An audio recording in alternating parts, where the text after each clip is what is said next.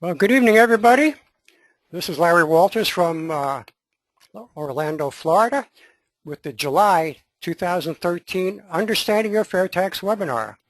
And I want to welcome you all and hope that you're not having any difficulty signing in. I see the attendee list increasing rapidly here, so I'm going to pause for a few moments until that settles down a little bit, and then we will get started. I'm very, very excited about having Kerry Bowers, our presenter, with us tonight. Kerry is an amazing young man, and I've been involved with the FairTax since mid-2004, and I've had the opportunity to observe the communications from a lot of people, and there aren't but maybe 3 or 4 with which I hold in high esteem, like Kerry, in their knowledge and their desire to really understand what the FairTax is about and to be able to communicate what they understand. They're just outstanding. And I'm going to see what I can do about getting a better view here. You should have, okay, now you've got the whole screen. And the next thing I want to do is introduce you to Kerry via his picture while I still see more people signing in here. So I'm going to show you Kerry, and I don't know, it looks like he could be a pastor or maybe a judge or an attorney or a politician. At the moment he's none of those, but maybe he's all of those, because I know he's very, very active in his life after retiring from the military service. And Kerry, we certainly want to thank you for your service. So just look here a little bit further. Still got a few more people. Okay, it looks like we can get rolling here. So I've told you a little bit about Kerry. You see what he looks like. From here on in, all you're going to hear is his voice. And if everything works as it's supposed to, in just a moment, you'll be seeing Kerry's screen and have his voice coming across.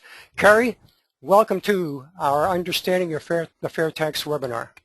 Well, thank you very much, Larry, and I certainly appreciate this opportunity that's been extended to me by both yourself and Mark Maneri.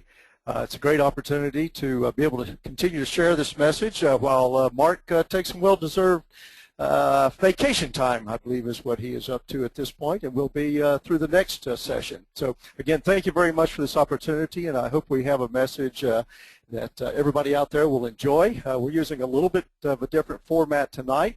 And without further ado, we're going to jump right in and start going through a little bit of what the FairTax is about.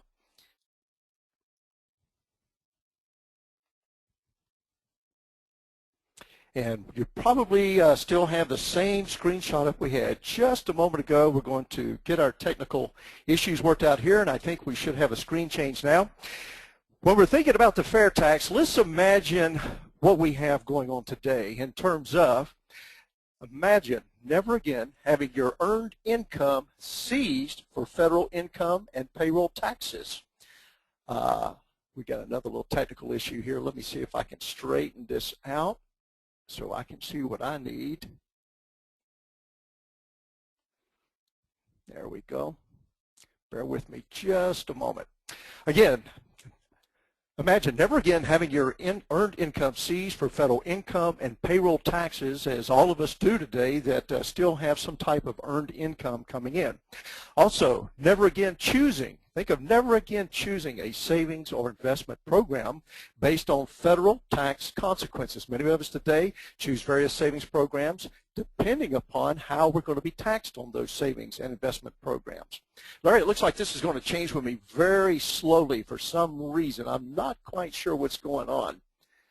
Give us just a moment, folks. If you have other applications open on your computer, that might be hogging some memory, Kerry. Let's let me do a quick edit. If everyone will bear with us here just a moment. The broadcast is now starting. All attendees are in listen-only mode.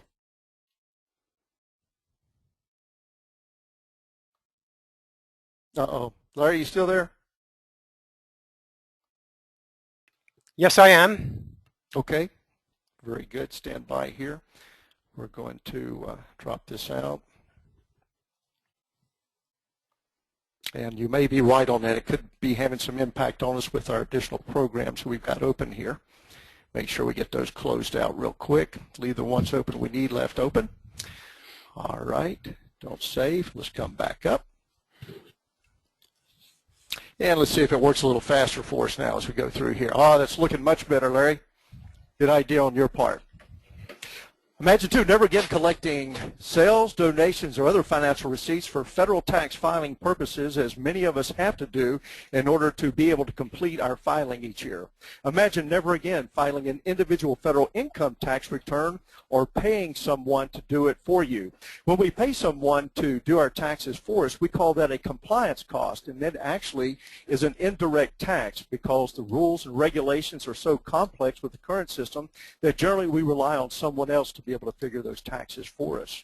Imagine never again fearing your government because you do not understand your tax obligations. And one of the things that we find with the current system is it is so big and broad that many of us worry about whether or not if we're going to be able to comply with the tax system.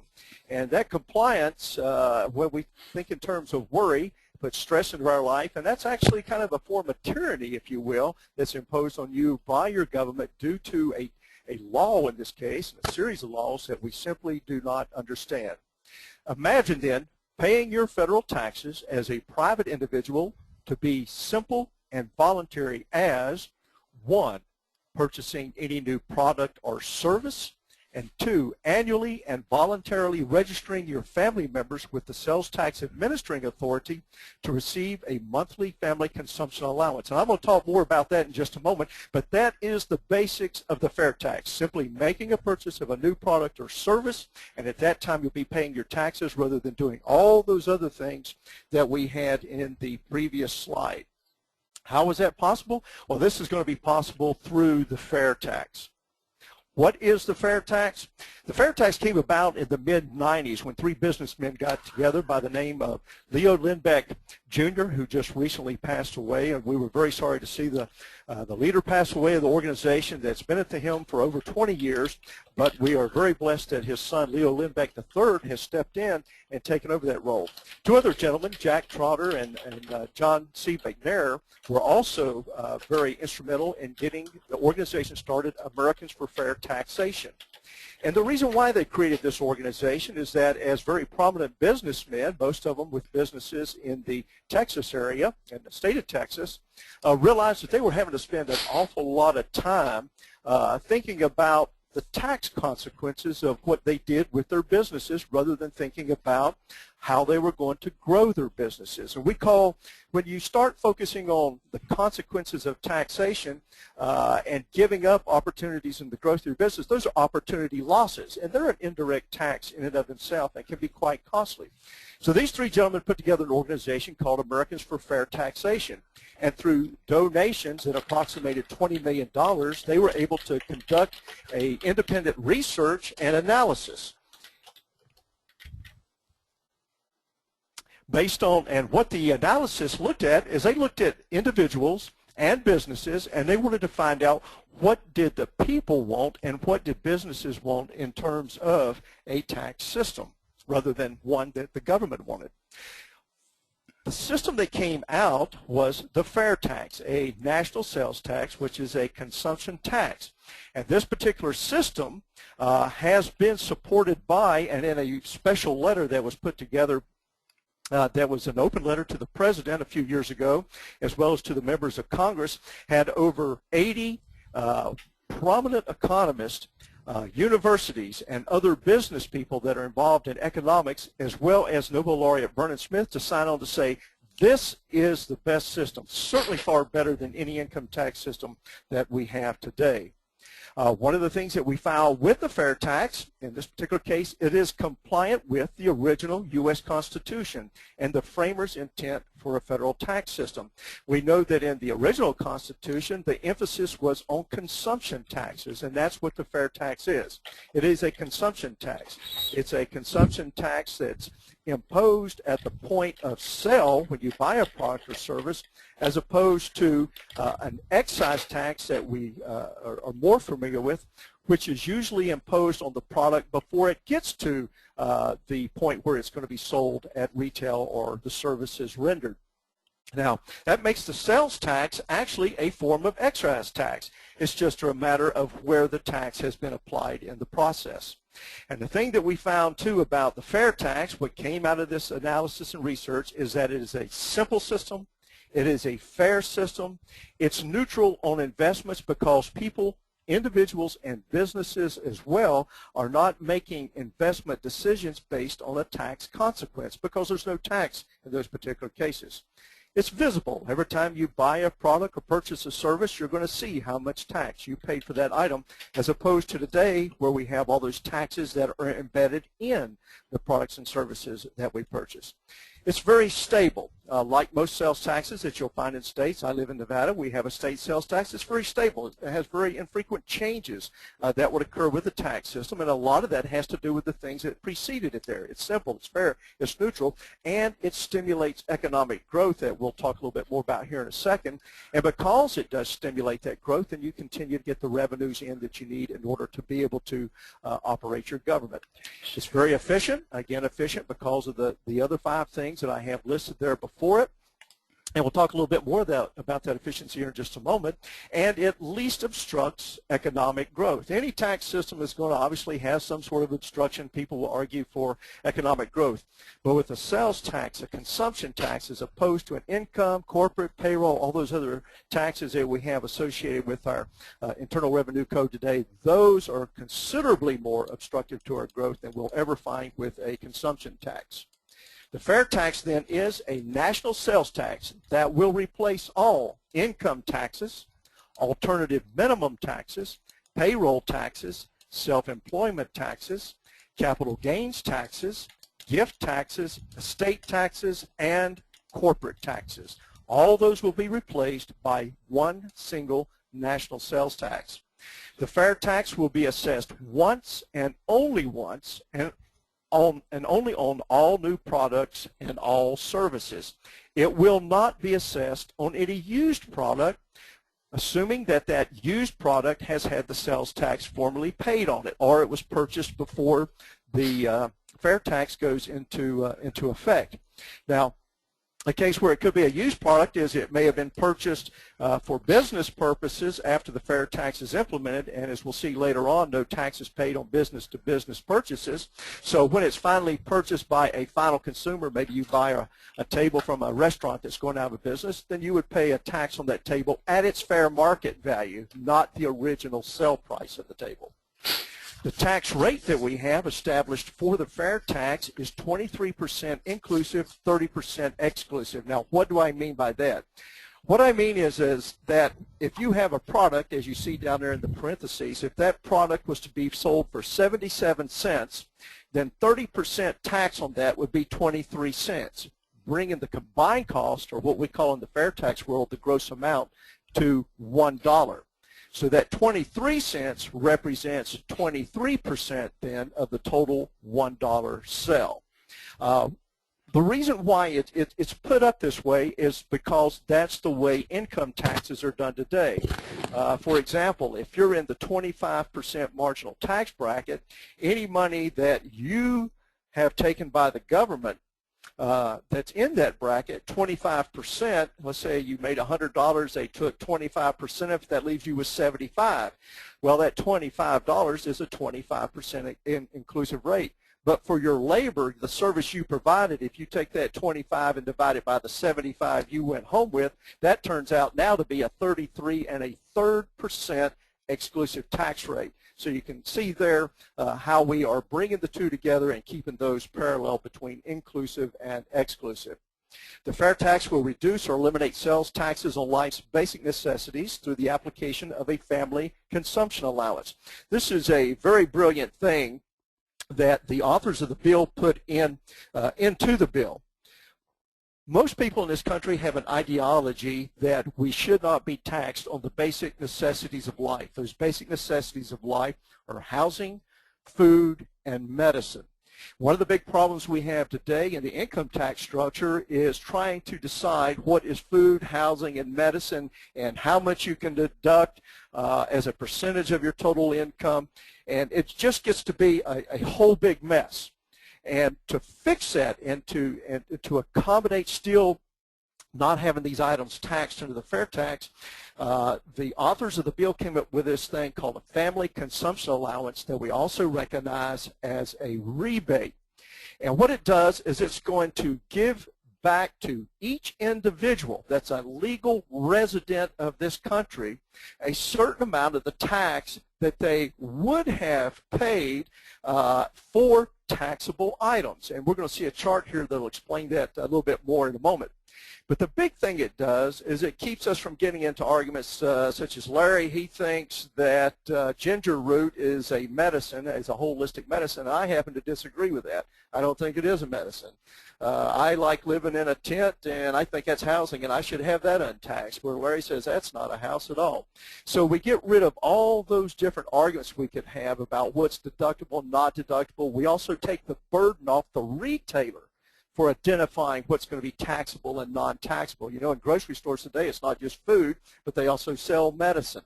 So there's a lot of things there that they would have to sort through. So they came up with this thing called a family consumption allowance or a rebate. And let me show you how it works with this chart real quick. What we have here is a rebate chart for the lower 48. These charts are based upon the Department of Health and Human Services poverty level guidelines that are issued each year. Now, in their guidelines that determine the poverty level, they actually have a two-adult or a marriage penalty, if you will, built into their particular guidelines. Well, in the fair tax, we take that penalty out for two adults in the household. And let me show you how this works. If you'll take a look on the left-hand side, you'll see under the column marked family size, let's go down to where it says +2. Now, what we're going to be talking about in this particular case is a family size that includes 2 adults and 2 children. And if you look to the next column to the right at the poverty level, it says that the family consumption allowance in this case would be $31,020. That is the poverty level that the fair tax has established. Now, if a family were to spend that entire $31,020 on taxable products or services, then they would have paid 23% of that in tax. And that tax amount is shown in the next column, annual rebate, where it says $7,135. If they spent all that money, that's how much tax that they would have paid. Well, we take that value on the annual basis, divide it by 12 to figure out a monthly amount. And that monthly amount we can see here is $595. What we will have in this case is every family of 4, in my example, that registers their family with a valid Social Security number, which can be checked with their state administering authority. They will do this once a year for the qualifying family members. Then every month, and under the bill, it has to occur within the first 3 days, you will have, and the means of doing this will likely be through some sort of an electronic banking transfer or an electronic benefit transfer card that many of you are familiar with that are used for Social Security payments, for example. You will have, this family will get $595 loaded up into that account every single month that they maintain a family status of 4. Now, as the kids get older, they go off and become independent, and eventually you're down to 2 people. In that case, you'd only get $440 a month, as you see at the top, or if you eventually go down to 1 person, you get $220 a month. And what this does then is it basically untaxes the individuals for those basic necessities of life. This is money you can apply wherever you would like to apply. And it does not matter your income. You could make $10,000 a year and be a family of 4. You could make $10 million a year as a family of 4. In both cases, that size family is going to get $595 a month. And again, it's voluntary to sign up for this program. A very smart system. What this means then, let's say we did have a family of 4 and they did only have an earned income of $31,020. They essentially then, getting back this rebate, spending all that money, getting back their entire taxes, they have a 0% effective tax rate. Unlike today, We talk a lot about half the country not paying income taxes, but those people not paying income taxes pay a hefty payroll tax amount, 7.65% as an employee. If you're self-employed, it works out in the scheme of things through the Schedule SC and Schedule C of the Internal Revenue Code that you'll be paying 14.13% of your income. And we never really addressed that when we're talking about people not paying income taxes. In fact, most people in this country today pay more in payroll taxes by far than what they pay in income taxes. So what you're seeing here is that the fair tax for families that are living at poverty level actually fare considerably better in some cases than what they will under the current system. So hopefully that long discourse there explained exactly what we're talking about here when we talk about this rebate and why we have it. Now, the fair tax will not be assessed on business-to-business sales, as I talked about before. This eliminates embedded taxes. There'll be no more income taxes, no more corporate taxes, no more payroll taxes. All those taxes today are embedded in the cost of every product and service and at every stage of production until you finally make a purchase of that item, and you make a purchase of it with anywhere from 0% to maybe 30% of your income seized in payroll and corporate taxes. So you're paying for products today with a smaller amount, and you're paying for products that are loaded with embedded taxes. Not so under the fair tax. One of the nice things about the fair tax is for businesses, it rewards business with what we call an administration credit and an amount up to 1/4 of 1% of all taxes they take in. What this does, it helps them pay for their compliance costs, what little compliance there is for businesses under the fair tax, but it'll help them pay for that compliance cost and again help them keep their costs down. This also is rewarding business for paying their taxes. Unlike today, it's just a penalty.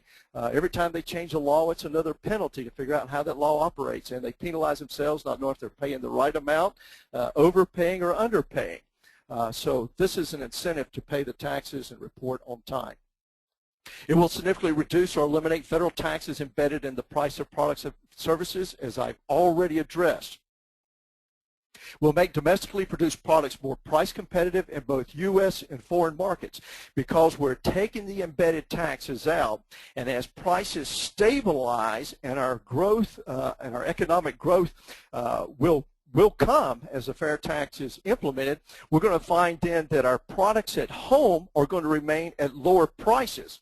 Now, one of the things that's important about this too is all those imported items coming from China, they're now going to have to compete on a little bit more one-to-one basis, if you will, with the products we produce here. We're taking our embedded taxes out. They're not necessarily taking anything out, but we're also going to put that 30% tax on any of those items that they ship over here so that now their products become competitive with ours. Anything that we ship overseas, export-wise, will be done so without taxes embedded in it. So that means that we can now export our products at a cheaper price than what we are doing today. And you say, well, wait a minute, we're not making any taxes. Where we're going to make money, ladies and gentlemen, is when the businesses around the world, as well as those that are here now, realize that, hey, you know, the place to do business to bring our industries is the United States, because there's no tax consequence. We can build whatever we want there. All they want to do is give their people jobs. That's what we're wanting to see out of the fair tax, is jobs. And through those jobs, our people at home then will be buying products here, which will add to our tax revenues, while we're sending products overseas then that will be sold without any tax consequence from the United States. A very, very important point. And as I say there in that last bullet, will provide the greatest potential for job growth and increased wages and salaries, not just creating jobs, but as industry grows in this country, it's going to mean a greater opportunity for more money, increased wages and salaries in this particular case, like we say in the bullet. And another great thing, too, about the fair tax to keep in mind is that today you may have a family that's just barely getting by. They're working right there at the poverty level. If they go and get a second job, what happens under the current system? Wow, they break over that poverty level. Now they lose that earned income credit, and suddenly they're heavily penalized. So the system that we have today penalizes people for their productivity. It doesn't incentivize them to step beyond their bounds of being in poverty in some cases, because when they do so, they lose those incentives that the government's providing them.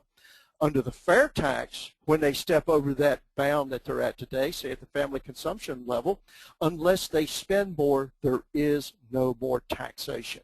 And that's a very important point. So you create a greater opportunity for these individuals to be able to work, additional work. They'll be able to save more, and many of these people are maybe trying to get educations for their kids, so they'll be able to take that second job and be able to put that money away without a tax consequence as we have today, in order to be able to put that child through college later on.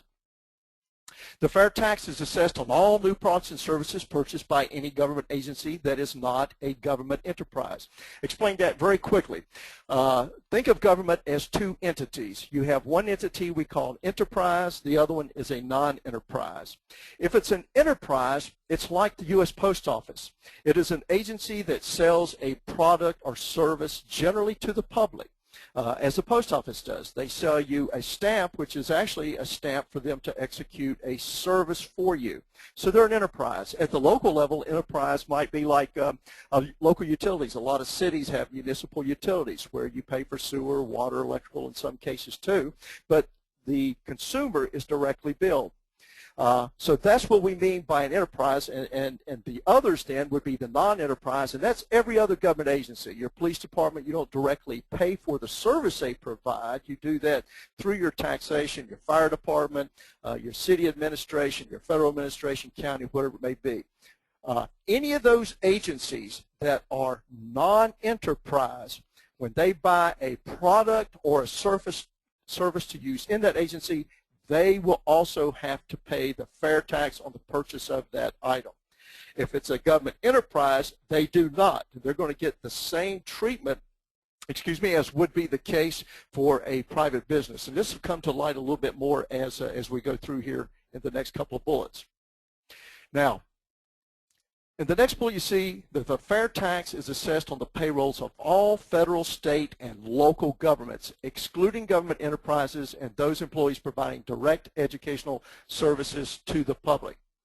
Today, whenever we take a person, and this will be true under the FairTax, anytime you take a person out of the private sector, where that person is producing a taxable product or service, and you move them into the government sector, now you have increased, and in that government sector, that individual now, let's say they're not producing a taxable product or service, then you are increasing the tax burden back on the private sector to pay for the services of this individual and all the resources that they use. Now, today, the way that the government also collects revenues is by taking taxes from these individuals that work for the government in the form of income taxes and payroll taxes, plus the government has to, in many cases, pay payroll taxes too as an employer. Governments today also pay all the embedded taxes in the products and services they purchase. Well, those items go away. And in the case of the employees, they get back their taxes in the form of payroll taxes, income taxes. So we need to make up for that loss of revenues. And the way that we do that is by making government pay for the services and the products they buy the same as would occur in the private sector. This also prevents the government from having an advantage over the private sector, which is very important, because people start to get the idea after a while, well, if we just put it into government, it doesn't cost as much. Wrong. Very, very wrong. When you take them out of the private sector where they were producing a taxable product or service, put them in the government sector where they're not producing a taxable product or service, now you've just increased the burden on the private sector. So don't get caught up in the idea that, well, we got to pay more now for people working in government. No, you're paying it today, and we're going to continue that into the future under the FairTax. And it's actually a deterrent to keep government small, to help keep it in check, just as it should be used today. It will not be assessed on purchases, intermediate sales made by government enterprises that collect the sales tax on the products and services that they sell. Whenever we have an enterprise agency like the post office at the federal level or the utilities folks down at the local level, any products or services that they purchase, again, it'll be done just like a business to business. They'll be able to purchase those products without the sales tax, the same as any other business would, because they're going to collect the tax when you go and buy that stamp or when you pay for your utility services. And that's a very important point to bring up there. There's one other thing that came through my mind I wanted to say. Let me look here just a second. Okay, it'll come back to me here in just a moment. But the whole idea here is that governments, anytime that they purchase anything, they will have to also pay the tax on it. Oh, I remember what it was now. Going back up, any educational services that are provided by the government, those providing that direct educational service will not have the payroll taxed, okay? Now, what this means is that if you look at most states, the greatest number of employees in most states are teachers. In addition to paying income taxes and their payroll taxes to them today, which they'll get in the future as part of their pay, many states are also having to pay the employer's share of the payroll tax. Well, that's going to go away. So there's a savings. Plus, there will be no tax on the payroll of these individuals. Now, I'm not talking about an income tax on specifically on the individual. Their pay will be just like anyone else's. They'll get back all the income tax and all the payroll tax. But the government itself that they work for will not be paying the payroll, will not be paying a tax on it. That tax is a 30% tax on the amount of the payroll. As far as how much we're talking about increasing, it would depend on the size of the government. But it's going to be a check and balance. You may pay a little bit more at the city level, but you get a break at the county level because most teachers are paid by the county or the parish, so you get a reduction in taxes. And then you may have a slight increase again.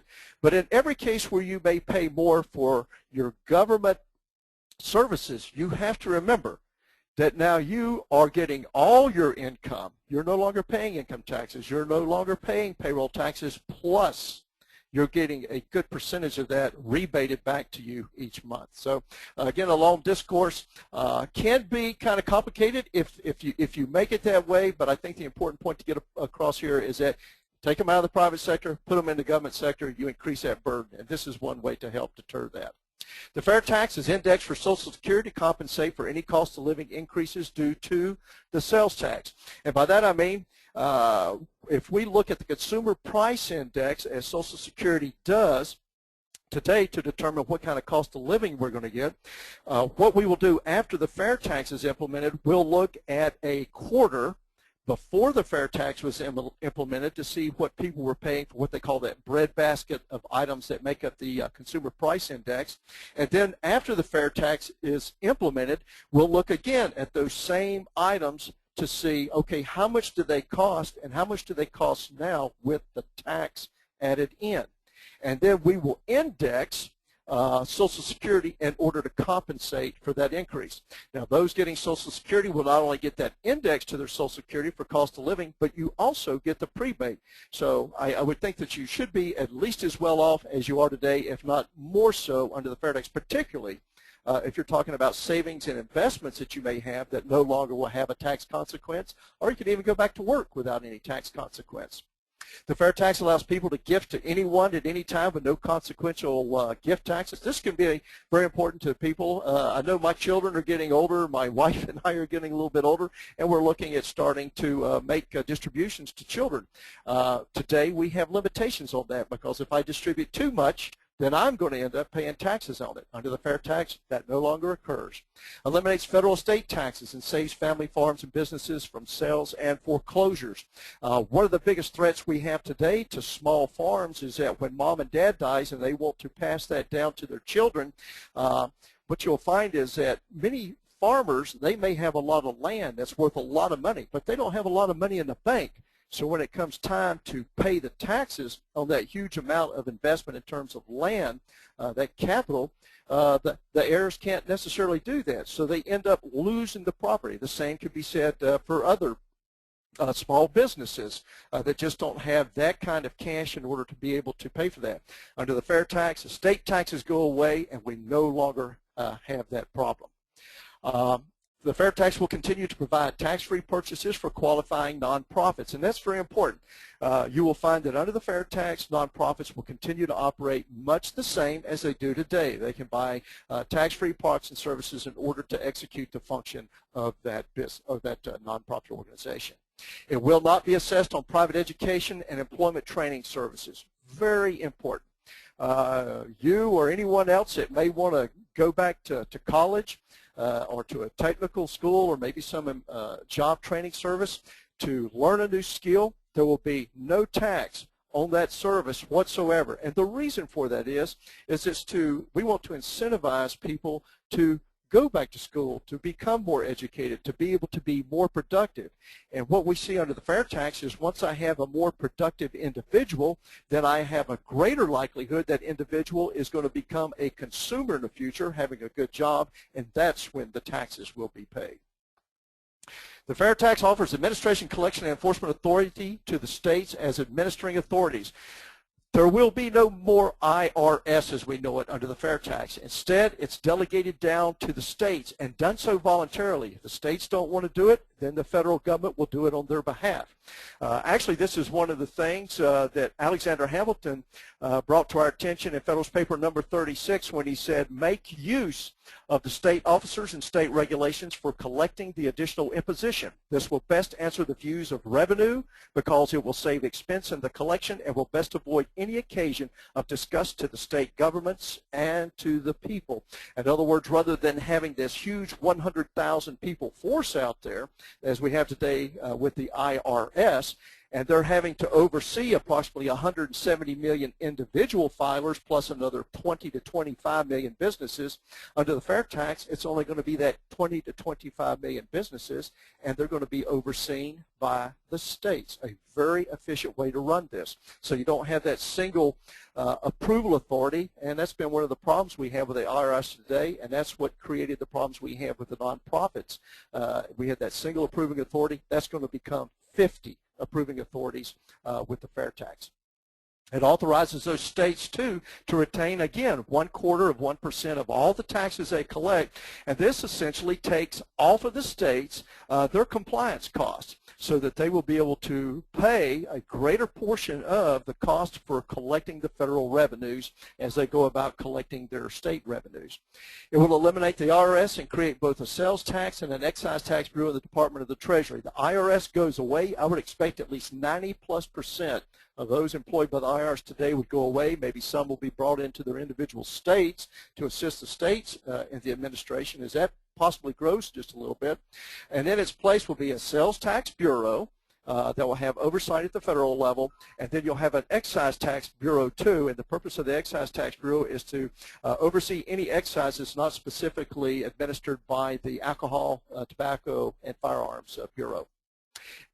One of the very important things about the fair tax, too, is that to ensure that we do not have both a national sales tax and an income tax, there is a sunset clause in Title IV of the bill.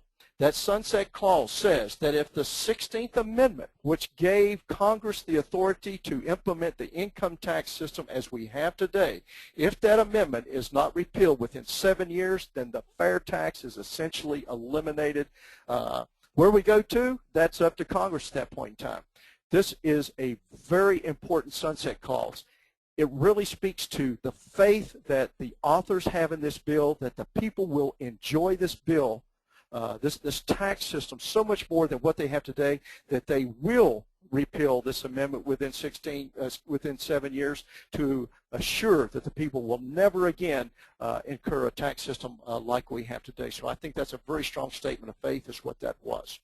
The fair tax does not alter government expenditure or programs. It only provides a better means to collect revenues. Social Security remains as is. Medicare remains as is. All other expenditure programs of the federal government are not touched. This is simply, the FairTax is simply a different way, a different system of collecting taxes. The FairTax was introduced to Congress in companion bills H.R. 25 and S-122.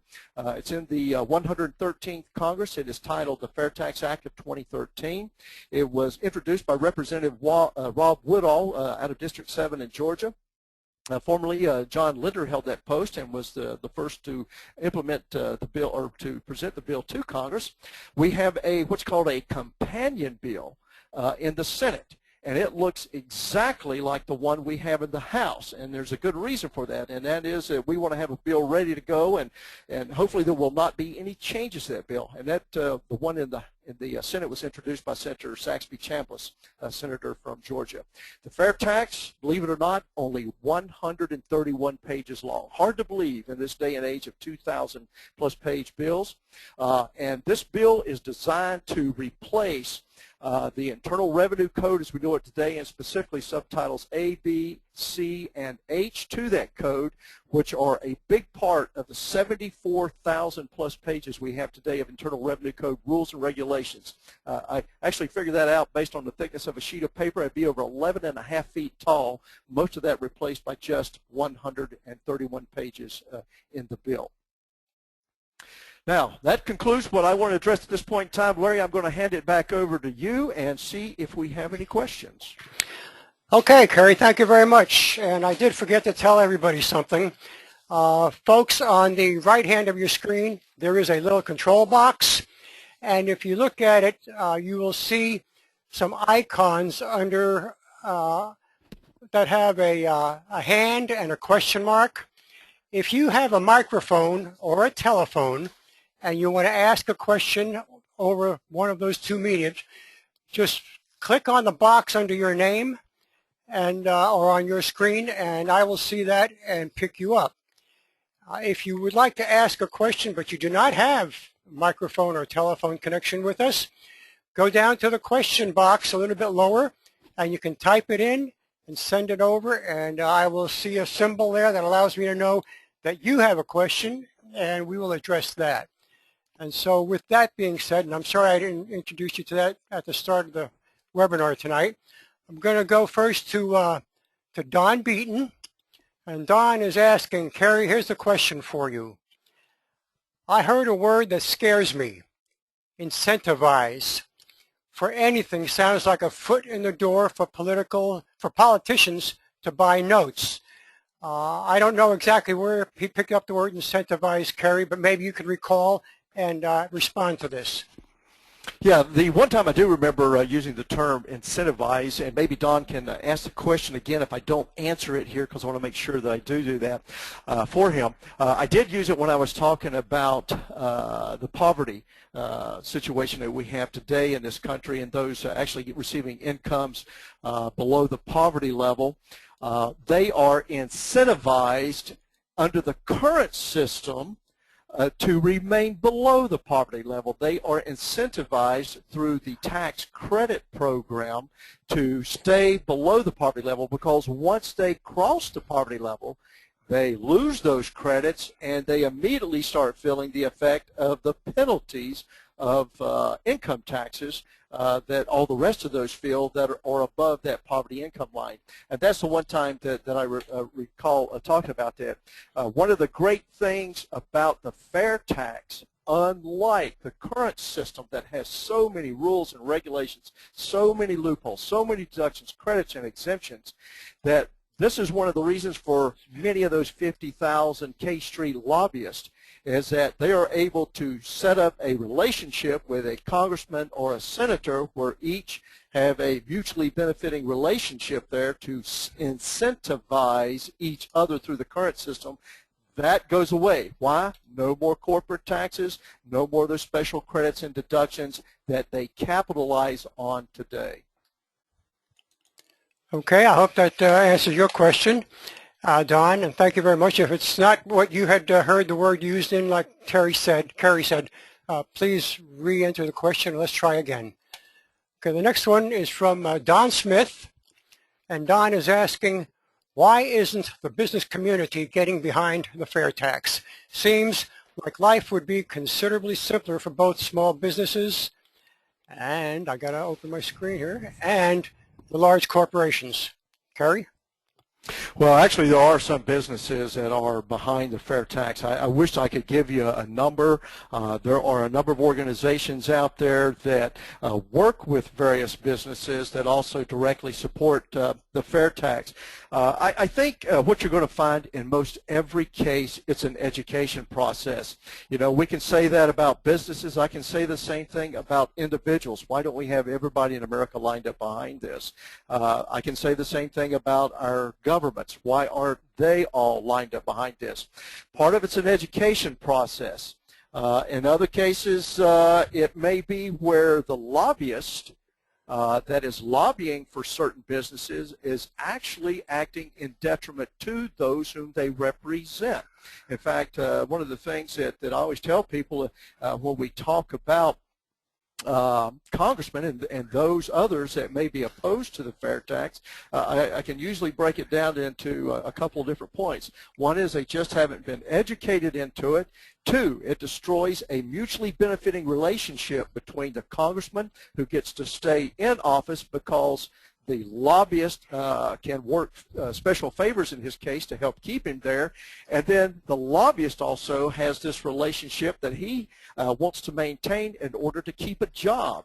So both of these, in some cases, may have a mutually benefiting relationship that's actually in detriment to the constituents both represent. And then the third case is there's going to be those individuals that have an ideology that is different from that of the founders of this nation that look to consumption taxing as a principal form of collecting revenues.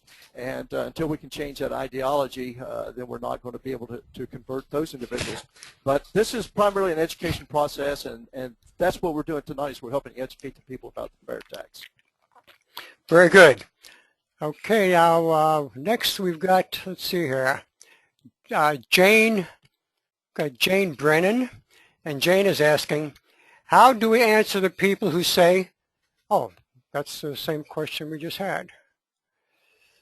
Let me find, okay, how do we get Congress to act on this? Great question, Jane. Kerry? Well, I tell you what you have to do is like I've done here in Nevada. If we take a look at the scorecards, see in just a moment, I'm embarrassed. We now have 4 congressional districts here, and of course, 2 senators, and I have none of them signed on board for the fair tax. About 4 weeks ago, I sat down with a 101 with Congressman Heck, representing my district, and gave him a full explanation of the fair tax. He had some knowledge of it. He knew Congressman Woodall, and his answer when I basically asked him at the end, you know, can we have your support? And his response to me was, well, I want to see what comes out of the House Ways and Means Committee. You know, and you kind of throw your hands up in that particular case. The most important thing that I think you can do, first of all, as an individual, you need to email, you need to call, and you need to send a snail mail letter asking for their support, asking them if they have looked into the fair tax. Now, one of the things that we're really focused on right now is the use of the term flat tax. And when you hear a congressman or most people talk about a flat tax, they're talking about a flat income tax. Now, let me tell you, flat income tax will only do 2 things for you. One, it will change the rate of tax you're currently paying, and I can tell you it's probably going to be higher than what you're paying now. And the reason for that is to be able to pay for this huge debt that our nation has. That's going to be one of the things there. And the other one slipped me because I hear somebody talking in the background, and I think I'm going to have to curtail this here in just a moment. But you need to call, you need to write, and get your friends to call and write, and go onto your social media and share that social media and some of the things you see out there about the fair tax with your friends and family. Thanks a lot, Jane. Okay, next question is, and I'll answer this one, Kerry. Okay. Will you be sharing a link to the recording? Absolutely. Our webinars are recorded, and within a few days from this evening, it will be on the Florida Fair Tax Educational Association website, and you can go there and go through a few loops and hoops and get down to where the webinars are listed and listen to all those that we've got posted thus far. All right, next, Jerry Ransdell, and Jerry is asking, what is the current level of support in Congress for the FairTax? Well, that's interesting. You want to answer that now, Kerry, or wait until after the next section? Why don't we do this? Why don't we just go ahead into the next session? We'll answer that question, and then, Larry, I'll stay on as long as you need me, and we'll continue answering questions after that. Go for it. Let's do it. All right, that leads us right into our special topic, and thank you very much for asking that question. I believe the name was Jerry. Let's see if we can get her going again here. I'm going to see if that'll drop out. Give me just a moment, folks. There we go.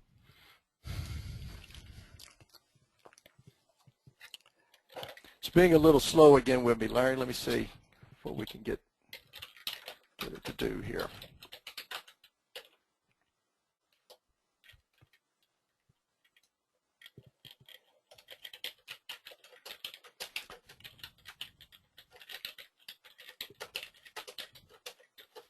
Okay, here we go. Now we got the special topic up. Our special topic for this evening was this congressional scorecard and the grassroots support and where we stand on that today. And this is what we have, folks, in terms of our congressional representatives. We were very blessed last week to add 2 more representatives. So we now have a total of 68 sponsor and co-sponsors. And let me explain to you real quickly what I mean by that. Whomever introduces the bill to the respective House, such as Rob Woodall and as the House of Representatives, the one that introduced it, then what you're going to find is he's called the sponsor. Anybody that signed on with him on the same day is called a co-sponsor.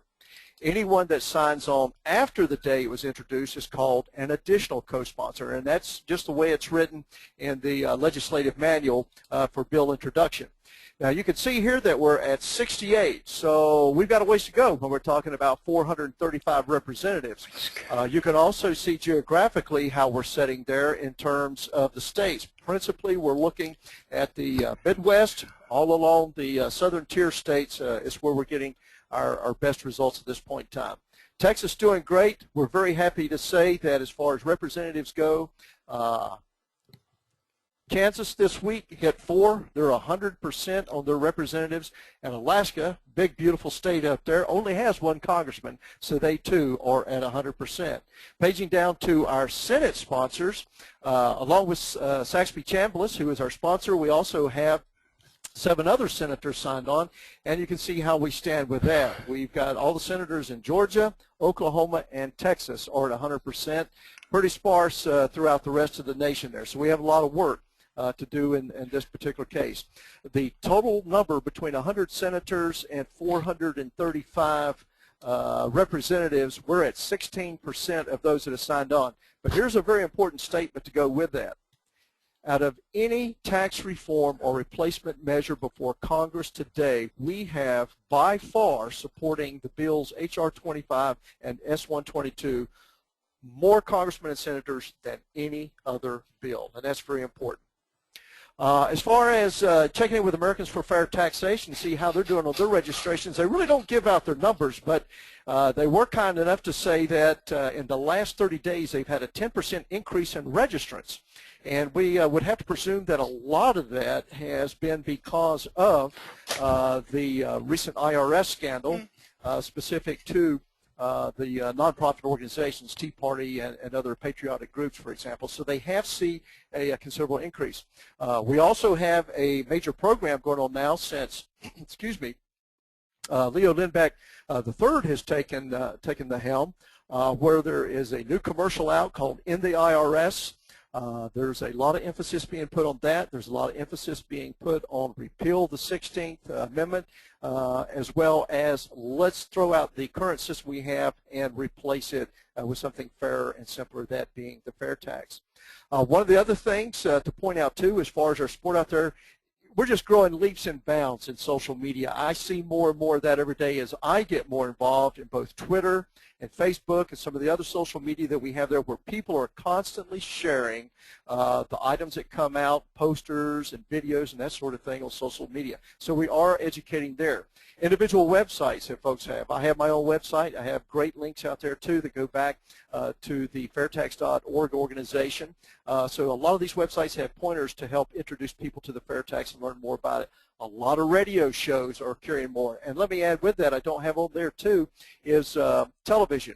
more and more we're seeing on the news channels individual journalists and hosts of shows talking about the fair tax and making sure that they separate out the fair tax as a flat consumption tax versus a flat tax being a flat income tax. So we're seeing a lot more discussion about that, and always great kudos to Governor Huckabee, who does a great job on his show Saturday and Sunday nights talking about the fair tax.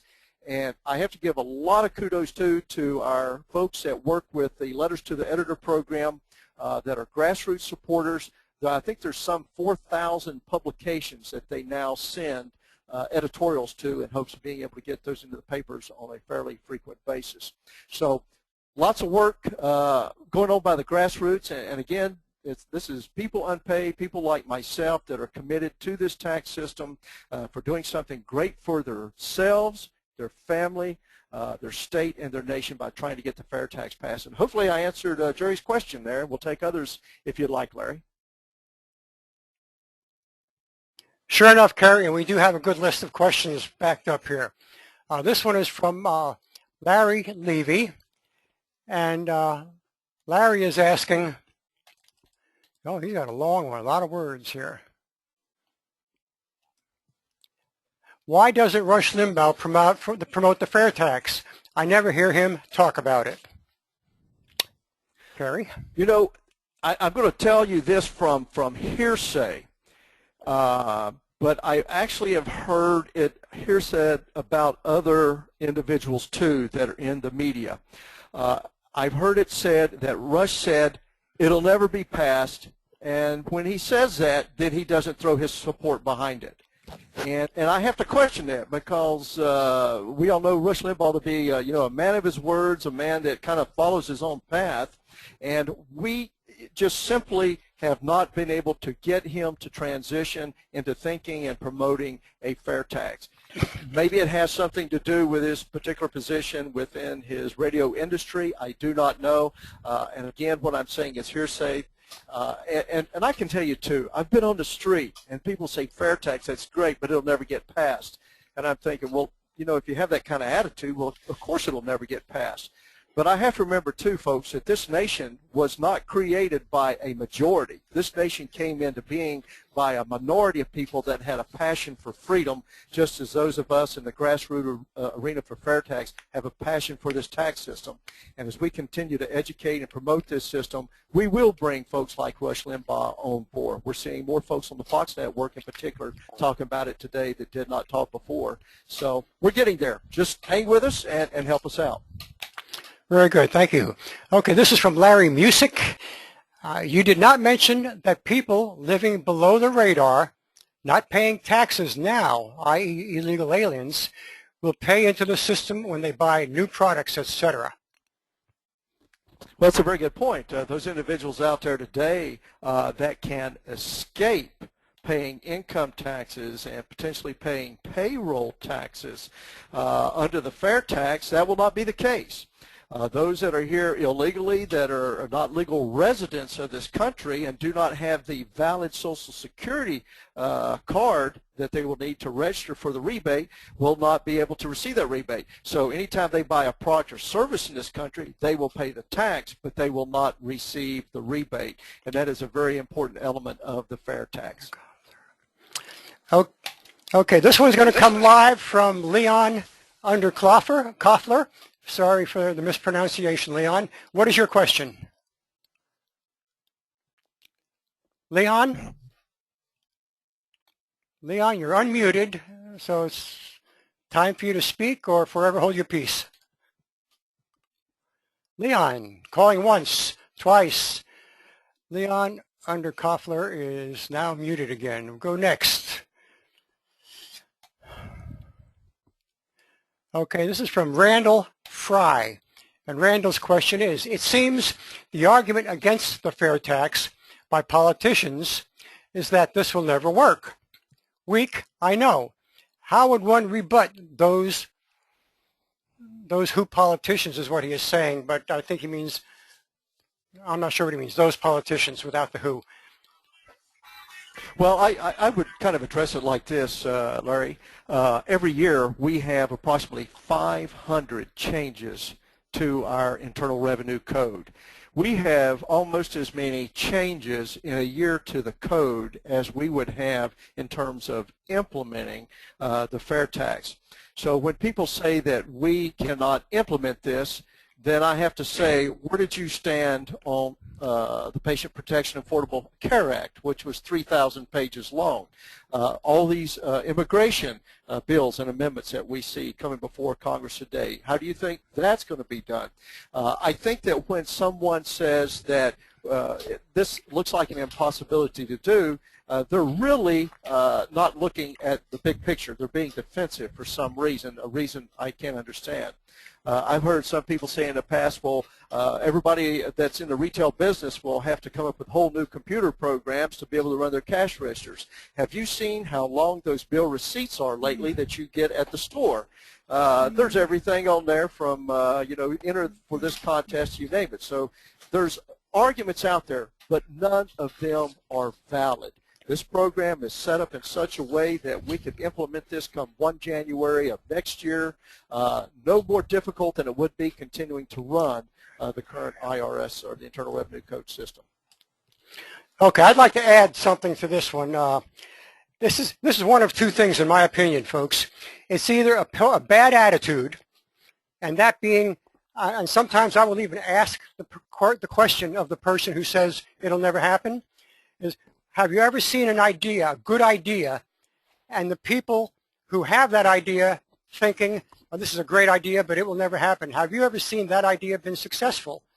And the answer is, of course not. You have to have an attitude that you're going to make it work, and people with the right attitude do what it takes to make it work. And the other thing is, these folks are just hiding something. And you have to remember that many, many politicians gain a lot of benefits from special interests under the income tax. And so if they are benefiting greatly personally because of the income tax, there's an excellent chance they won't support the fair tax, and then all they need to do is come up with a logical reason why they're not. It will never work isn't a good logical reason. All right, this is from Steve Cook, and Steve is asking, this is an old question, my God. Bruce Bartlett says the fair tax won't work. And Steve has left a website here to go to see Bruce Bartlett's rant. Steve, Kerry, tear this one up. Well, it absolutely will work. You know, even looking at history, you know, the first time we had an income tax in this country was implemented in 1862 under the 37th Congress. And actually didn't get going in implementation until the 37th Congress again in 1863 implemented the income tax again. In that particular case, it was done by the Union to help fund the Union part of the Civil War. By 1872, they found that with all the deductions and the lack of interest in income taxing, and with the effects of consumption taxing being so much better, that they repealed the income tax and went back to a consumption tax. It absolutely will work, and you need to go and read another paper out there by David Turek, T-U-R-E-C-K, I believe is correct, to Bruce Bartlett, Do the Math. And basically he takes Bartlett's theories and breaks those down into the mathematics to show you it will work. What we want to do with a fair tax is initially to be able to draw in as much income as we're drawing in today through the income tax, payroll tax, estate tax, gift taxes, all those other things. And that has been mathematically demonstrated, and specifically through some major projects by the Beacon Hill Institute out of Boston, Massachusetts, I believe is where they're located at, and where we can take the current gross domestic product of this nation. We can figure out what part of that is personal consumption expenditures, what part of that is government consumption expenditures. We can then apply our tax to that, taking in all the other little particular factors that they work through the calculus in determining the answer here, then take out what we pay in the rebate, and we found that, yes, in fact, 23% works just fine. And the other thing, too, is that under the fair tax, because our economy will grow as businesses will grow, as businesses will come to this country that left this country or are coming here for the first time, that will stimulate our economy and thus create greater revenues. The other thing, too, is that when you look at an income tax system, it's a very narrow tax base. You're only looking at people that are making an earned income or have income from other sources. And we know today that we lose over $400 billion in tax evasion through the income tax system. So it's a very narrow tax base. Unlike with the fair tax, you're taxing consumption, and that consumption is going to be paid for not only by people with an earned income, but it's going to be paid for by people that do not have earned incomes today, i.e. the wealthy that may be living on capital gains, dividends, interest, investments. It's also going to be paid for by visitors. There's over 50 million international visitors that come to this country every year that will be paying taxes too every time they buy a product or service in this nation. And one of the great things it does is it taxes the underground economies. In other words, when we do the legal type of underground economy, that shadow economy where I leave a $5 tip on the table that the waitress doesn't report for her reportable taxable income, when she goes and buys a product with that $5, now she's going to pay her taxes. So bottom line is that it's a wider tax base with the fair tax. It's a system that's a lot more foolproof, not 100%. Everybody always finds some way to circumvent a system, but it's a far sight better than what we have today with the massive rules and regulations for the Internal Revenue Code. Okay, Kerry, thanks. This is from Tom Parrott. He is asking, will the program be archived and made available? Absolutely. www.fl, like for Florida, flfairtax.com. That's the home page. Go there and get into the home page screen. You can scroll down. There will be a box there that has webinars in it, and you click on that box and it takes you to the list of webinars, and you can choose any one you want. Next we have from Vernon Kelly, and Vernon is asking, could you please touch on property taxes? This may have been discussed. I was late joining. Kerry? Property taxes are typically a county item, and that is not impacted by the federal tax. Fair tax is specifically federal tax. Now, one of the things that we're looking to have happen under the fair tax, and this is actually written into the bill too, are for states to become conforming state sales tax states. When you become a conforming state, then you align your tax structure in the state exactly like that of the federal government. Many of you know that a lot of states that have income taxes today are looking at eliminating their income taxes and going to sales taxes because they're looking at states like Nevada, Florida, Texas. In fact, Florida and Texas are two of the I think it's the top 20 largest economies in the world, and they are doing great because they do not have an income tax structure. They have a sales tax structure, and that's what we're trying to do at the federal level. So I hope I answered the question in there. But what you're going to find is that overall the fair tax is going to be a far greater system in terms of, I know, it's property tax. I'm sorry. And on property tax, again, that's at the county level, so that is not impacted directly by the fair tax. Pardon me for getting off track there. Thanks, Kerry. Okay, next question from Will Hogreef. I hope I pronounced your name correctly. The below poverty rate rebate is based on 100% qualified purchases. That won't happen. How is that reported or validated, and when? Monthly, end of year? How? It is not based on a purchase at all. It is based purely, in this particular case, on family size. When you go down and you register your family or yourself alone, and you register how many individuals are in your family, and the number and their social security numbers, then you automatically receive, regardless of any purchases you make or any income you have, every individual will get the rebate to use as you desire. So there is no record keeping, as you will. There is no looking to see what a person's expending and what they're taking in. It's based solely on family number. So what this means is that every person pays the same tax rate. Every person, and that's every person in the country, those that are here legally and sign up for the rebate then receive the same rebate amount. and then what few little credits that we have out there that eliminate the taxes that any businesses may have had on purchases that they make, to eliminate those taxes and keep from passing along. Everybody benefits then from that with lower taxes. So overall, it is the fairest, simplest system. Thank you. And Albert, I've answered your question. Yes, it will be available at www.fffairtax.com. And we'll move on to the next question here. Barry Covington has asked, how are charitable contributions handled?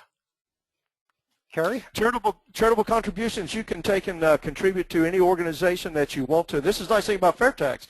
You're going to have more money coming from your paycheck. You're not going to have your investments diluted by having to pay taxes on your investments. So you have more money then to give to charitable organizations. And those organizations will not have to pay taxes on that. And, of course, you're not filing anything. So you're just going to get your paycheck. You're going to say, I want to give 10% to my church. You give 10%, and we're done.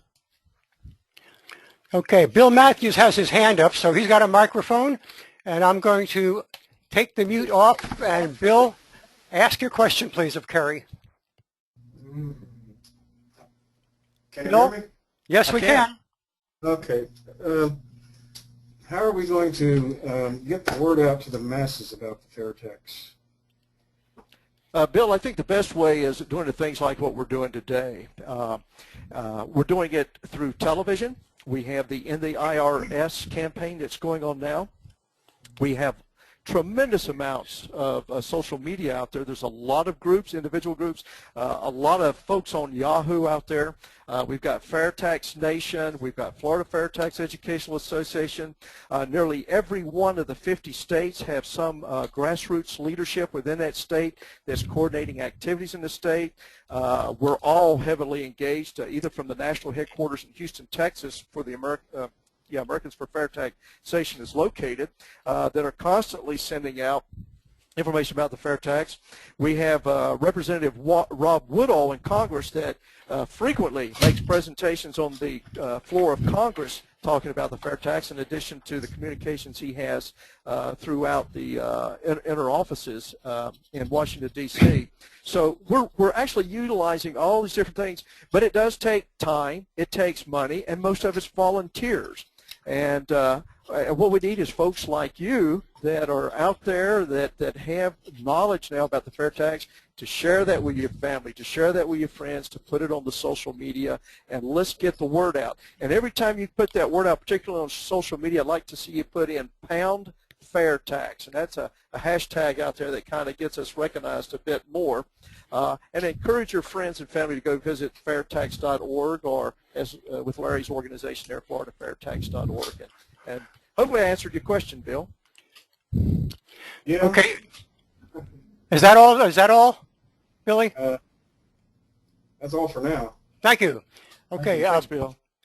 Bob Bradley has asked, I am perplexed that Glenn Beck seems to be opposed to the fair tax. Has there ever been an attempt to get on his radio or TV show? He has influence on many people. Well, I can't speak specifically for Americans for Fair Taxation and what they have tried to do, but I can tell you that I just sent him another letter today. I am on a campaign right now where some of you out there in the audience may see the posters I've been producing, and I send out on my social media, and I actually send those to everyone on the Fox team, and I send those to Glenn Beck and other radio personalities around the country. And you know, and going back to Bill's question, you know, how do we get this message out there? Well, eventually I and other people will send these folks enough information that maybe they will open up the microphone to us and let us come in and share and talk about it. Some of you may or may not be aware of one of the things, too, that I have done is I actually have a video online through YouTube and a website that I have, and Larry can share that with you if he desires later on, but where I have actually challenged President Obama, Congressman Boehner, and Senator Reid to a debate on the fair tax. I have about a 3 to 4 minute video out there, and videos and those types of productions we're using quite a bit to get people, again, to share on social media, and eventually we'll keep poking enough that somebody will turn around and say, you know, I've got to respond to this, or this person's never going to go away. And that's what we're going to keep doing. Good deal. And I had a mental note to share this, Kerry, so now that you brought it up, if you just go to YouTube, www.youtube.com, and do a search for Kerry, K-E-R-R-Y, Bowers, you'll get into his YouTubes, and you'll see what the YouTube that Kerry is talking about, as well as several others. Okay, who's next here? That was Bob Bradley. Thanks, Bob. Diane Sewell is asking, I'm sorry I had to walk away from the web. I'll just delete that one, I guess. Who's next here? Doug Wistken. That's a tough one for me to say. Can you describe how the implementation process will work? For example, if we implement on 1/1/2014, how does the fair tax prevent consumer spending in the early days, weeks, months, keep from having a double taxation? For example, if we have to pay fair tax on all purchases after 1/1/14, but I spend money that I earned in 2013, I would be paying double tax on these purchases. Income, that's a long question. If you want to try and take that apart, Kerry, and I'll reread some of it if we have to. I'll be happy to. I think where Doug's going on this is, you know, what's going to happen in terms of the prices of products that I may purchase before or after. Let me try to bring that together. One of the nice things that we have in the bill is called a transition credit. Any product that is on the shelf, in inventory, or in work. So if they're building on 31 December 2013 a car that's already in work, it doesn't get sold until sometime in the year 2014, there essentially will be no additional tax added on that. And let me explain how that works. We consider all products already on the shelf, in inventory, or in work to have the embedded taxes already in them. So to keep from increasing the price so that you have the embedded tax plus the fair tax, what will happen is that product will stay on the shelf at the same price. Let's say that product stays on the shelf for $1 now. What will happen is when that product is sold, then the retailer that sold that product, he's going to put on his report, sold a product for $1, I owe the government 23 cents. But then he turns around and files his transitional credit and says, but you owe me 23 cents back because that product was on the shelf, in inventory, or in work prior to 1 January, okay? Or was on the shelf after 1 January, after the fair tax goes into effect. So what we do now is we eliminate that double taxation that you could have had on any product. So that just will not occur with this transitional program that we have lined out. I hope that answers the question there. And let me say, too, that stays in effect only until all those products that were in work are sold or 1 year has transpired. After the end of 1 year, then that credit is no longer available. Very good. Thanks, Kerry. Okay, now Frank Wakasser. Frank is asking, what is the procedure to start the fair tax? What is the transition from IRS to fair tax? Well, you answered part of that, but you want to pick up the loose ends? Well, I think a lot of that, Larry, is still going to have to be worked out in details. You know, we have the bill that essentially describes the fair tax to us. There's going to be the details and the specifics and implementation. The IRS essentially is defunct immediately after we start implementing the fair tax. So that means we have to have the Sales Tax Bureau in place. In fact, the bill calls for the total defunding of the IRS 3 years after implementation. And what that does is it allows the IRS time to complete any administrative details they need to do in their drawdown process. And let me add to that, too, is that anybody that owed taxes before the fair tax comes into place, you still owe those taxes. In other words, if you've been evading taxes, you still owe those taxes unless you, through some intermediation, get that tax amount reduced. So bottom line is that after the FairTax is implemented, then whatever taxes were due are still due. I hope I answered the question there. Sounds good. Well, you know, one of the fun things about doing these webinars, folks, is you're not sitting there looking at someone. You can't see if they're really getting it across or if you're even saying it right. So I hope I'm doing well for you. Okay. Okay, Jerry is asking, how is the congressional sponsorship of the FairTax divided between Democrat and Republican? Larry, you might help me out on this. I don't think we have a Democrat right now signed on, but when the FairTax was first introduced a few Congresses ago, they were actually split on who actually introduced those the FairTax. I want to say it was 2 Democrats and 2 Republicans. I could be wrong on that. But right now, it's heavily on the Republican side. And really, what's interesting about that, when you bring that up, if you look at the FairTax, it actually is more in line with what I call the Democrat ideology than a lot of times what you find with the Republican ideology. Democrats remain very focused, particularly on the poor, and making sure that they have certain financial capabilities within whatever government programs are introduced to be able to get themselves out of that situation. Well, under the current system or under a flat income tax, they may be paying no income taxes, but they're still going to be paying payroll taxes. While under the FairTax, they will not be paying payroll or income taxes, and they will be better off altogether with the FairTax than they would, say, with an income tax of any type. So why we can't get Democrats on board, I can't answer that except to say this. And that is, when you talk about Congress, there's a lot of sharing and favors that go on. One quick story. Dick Patton, who was on the FairTax Time radio back a few weeks ago, brought up a very important point. He works with, I think it's called the Family Business Council, something to that effect. One of the things that organization is very heavily engaged in is trying to eliminate estate taxes.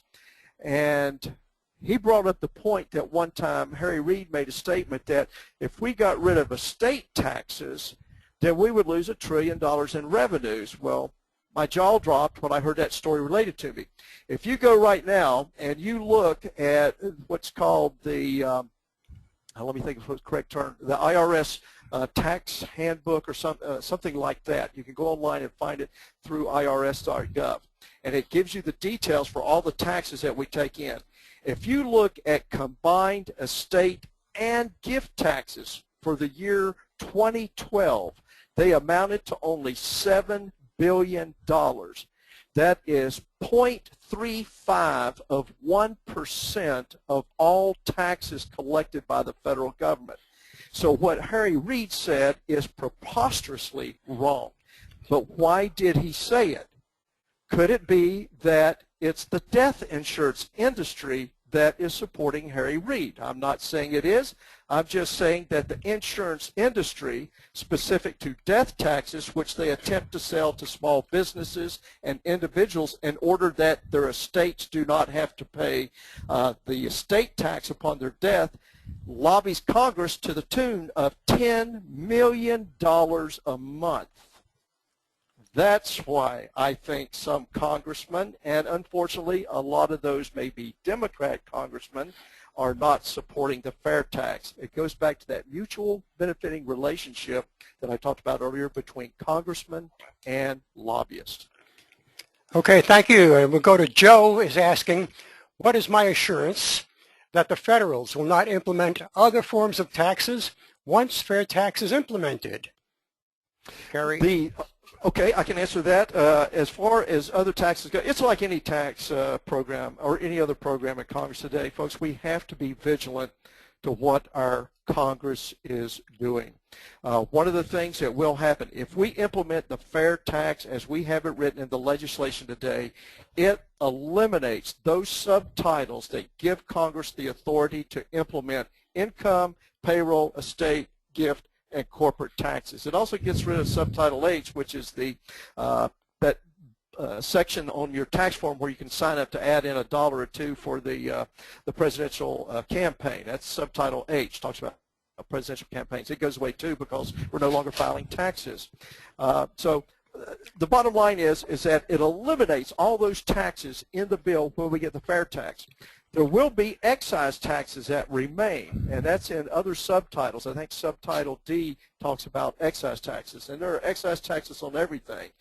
Interestingly enough, the new Patient Protection Affordable Care Act, while they're talking about reducing taxes, they just put a 3.2% tax on health equipment. So there's another increase in your medical costs. What we have to do after we get the fair tax is like any other system. We have to remain vigilant that Congress does not implement in another tax system. But unlike today under income taxes, when corporations pass along their taxes and other things that get added into the prices of goods, those are not going to exist in the future. And what we pay in taxes for the products is going to be right there on our receipt. In fact, the bill specifies what has to go on the receipt: the product price, the amount of tax paid, and the percent that tax represents. That's right in the bill. Good deal. Okay, this is another question from Steve. Critics claim that the fair tax will penalize seniors and retirement savings when they consume. Also, Bruce Bartlett, former Assistant Deputy to Treasury Secretary, wrote an article on why it won't work. Kerry? Bruce Bartlett, I think we kind of addressed him before. He's an individual that has already, by folks a lot more capable than I am, that are doctors and have doctoral degrees in economics, that have shot down what Bruce Bartlett has said. This is something that is brought up, and that is that if I'm retired, then I've already been taxed on all my earnings. Well, maybe and maybe not. If you look at it from the standpoint of you still have investments that are being taxed today, then you're paying taxes. You may be penalized or find yourself penalized from the fact that maybe you retired early, you're 62, you're drawing Social Security, and say, well, I don't want to go back to work because if I go back to work, I'm going to have to give up some of my Social Security. Or I have other people, as a gentleman one day in a coffee shop, I was talking about fair tax. He says, well, I don't pay any taxes anymore, I'm retired. And I said, do you pay somebody to do your tax? He says, yeah. And by the way, 3 years ago, my new accountant found $3,000 that I should have got. Well, you can see right there a problem with the current system. Everybody that thinks they're not paying taxes, they are. And in fact, every time you go and buy a product or service today, you are paying taxes, embedded taxes in that product or service that will be eliminated under the fair tax. The other thing we have to think about, too, for those that are retired, Social Security, it's going to be indexed to offset any price increases from the tax. Plus, you're going to be getting the rebate mechanism, $220 a month per individual. You and your wife, that'd be $440 a month. You're also, any of your investments that you have, you will not have any of those taxed. The other thing, too, where we have deferred tax investments, it will be automatic amnesty after the fair tax is passed. You can draw on all those IRAs you had out there that you would have taxes due on now that you will not have to pay taxes on when the fair tax is implemented. So you really, if we look at it in the greater scheme of things, and we look at it from a stable economy, a growing economy, new opportunities for seniors to invest, to make more money, to go back to work, you're going to find that overall the fair tax system is really favorable for seniors as opposed to the current system. It certainly is, and that's actually a windfall for seniors. Okay, Albert is asking, are you working with different groups like churches to spread the good news? I got to tell you, I have not worked directly with churches. I've been actively engaged kind of in a leadership role. And what I have done in the past, I have done as many as 9 presentations a week. I go to the Lions, I go to Kiwanis, every type of group that you can think of that I can get my foot in the door to is whom I approach and say, hey, can I talk about the fair tax? One of the things that I think really that the fair tax as a whole needs to focus on is getting into those impossible things.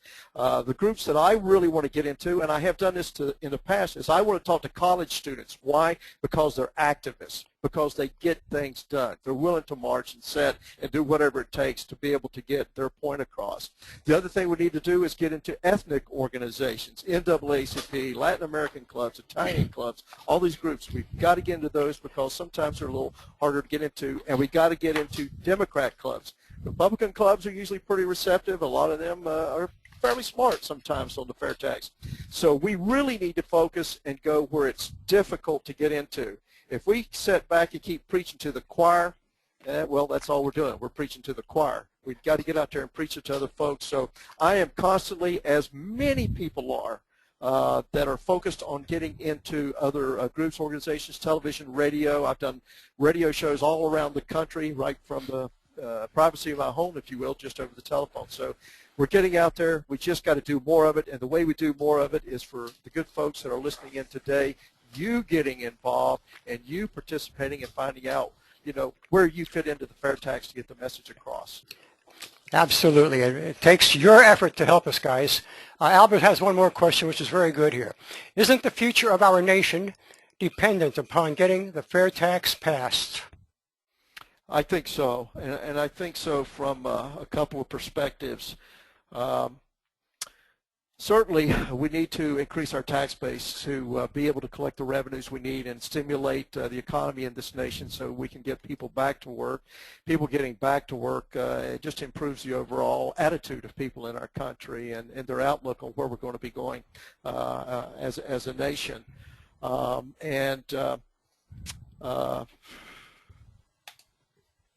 Ask me that one again one more time, Larry. I want to make sure I hit all the points. Yeah. Isn't getting the fair tax passed necessary to save the future of our nation? Yeah, and thinking about that too is the fair tax is a revenue collection system. It is not a control on expenses. So it's really going to take a two-prong approach, if you will. One, we need a new revenue system that does not penalize productivity as does income taxes. The fair tax does not penalize productivity, and that's what we need. The other prong is that we've got to get our expenditures under control. And that's very important. If we don't get expenditures under control, then there's no tax system that is ever going to be implemented that we can reasonably afford, if you will, to be able to make our payments and pay our bills. So, yes, I think it's very important, but it is two parts, new tax system and also getting our spending under control. Thanks for reminding me on those, Larry. Super. From Diane, she's back. My question is, how is this administered? Oh, how's it administered? Well, at the federal level, we're going to have just a sales tax bureau that kind of makes the rules and regulations, and then delegated down to each one of the states. The states then will be the administering authorities, and they can voluntarily accept this role, or they can hand it back off to the federal government, or actually they can coordinate with another state to handle it on their behalf. That's actually something can be done. So what you'll have is then the state agencies will be responsible for administering and implementing their individual sales tax, if you will, in the states there in terms of the fair tax, overseeing that. And all they're looking at is businesses. They're not looking at individuals as we do today through the Internal Revenue Code. And you'll find that most states are already set up where they have some sort of a link, if you will, to those businesses through their tax structure.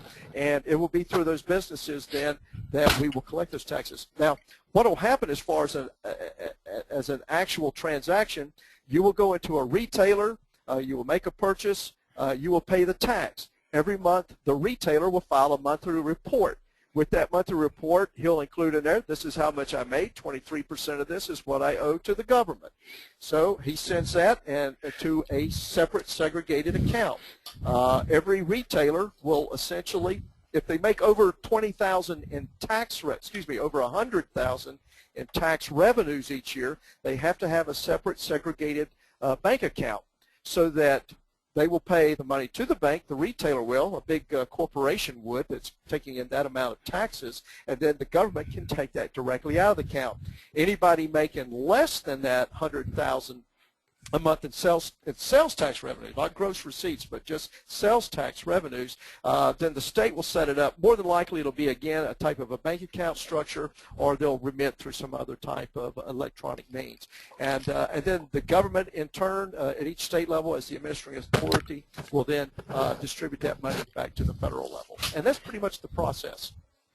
Okay, Steve Cook is asking, how about flying a banner over cities like the housewife did in Missouri after the debt downgrade to get some free press coverage? It's a great idea, Steve. It just takes money. And if you're good at fundraising, or if you know somebody who is good at fundraising, teach them about the fair tax, get them excited, and then see if they can't figure out how to get somebody to fly the banner and somebody else to make the banner and get the funds to do it all. But it's as simple as that. It's just, where can we get the funds to do it? It comes from donations. We're self-funded, guy. Okay, we're just about out of here, I think. My goodness, you know what? Looks like Steve has another question here. Real quick. End the IRS tyranny and IRS tyranny. Support the fair tax. Thanks, Steve. We hope you do that. Be sure you get in touch with your congressmen and your senators and let them know that your support of their reelection depends on them supporting the fair tax, advocating the fair tax. All right. My goodness gracious, we're getting down to the end here. We've gone a half hour over, but here's one from Rosemary asking, we should emphasize, or stating, we should emphasize that the fair tax is a new idea rather than the same old thing. That might be a better way to get the young folks interested. Well, that's a possibility, Rosemary. Thank you very much for that suggestion. And let's see what else we got going here. Going to take it back up to the top and carry it down. Bill Matthews again. Bill is asking, wow. Is this webinar being recorded? Yes, we answered that. And it will be available at www.FloridaFairTax.org. The website is on your screen right now, in fact. All right, guys, I think that is it for the evening. If I've missed something, each of you will be getting an automatic email from GoToWebinar, and you can send a question to me at repeal_16@earthlink.net, and I'll answer that question for you before you have someplace in the subject fair tax, so that my filter lets it through. And we are done. Kerry, I want to thank you very much for a great, great night. I'm sure you've helped a lot of people with a lot of misunderstandings and understanding a lot of things they never thought of before. I know the biggest difficulty I had when I started trying to understand the fair tax was understanding a consumption tax with an income tax mentality. And until I realized I was doing that and I got over that little hurdle, it was difficult. So stick with it, folks. This is a great, great idea. It's a great proposal. We need your help. And from that, we'll just say good evening. And Kerry, if you have any last words, I'll turn it over to you for that. Well, thank you very much, Larry, and again, thanks to Mark as well for this opportunity to come and talk about it. I do encourage people to go to what you see on the screen, www.fairtax.org or www.flfairtax.org, where you can learn about everything that you'd ever want to know about the fair tax. One of the things that's always difficult about talking about the fair tax is we try to talk about it in terms of our current tax system, and it's just so big and convoluted, and we need to bring it down and keep it simple, just like the fair tax is. I think you'll find some great information there. So thanks again, Larry. Thank you to everyone for your great questions tonight, and hopefully I was able to shed some light on some of the things that you were wondering about. Thanks so much, Kerry. Good night, everybody, and thanks for attending.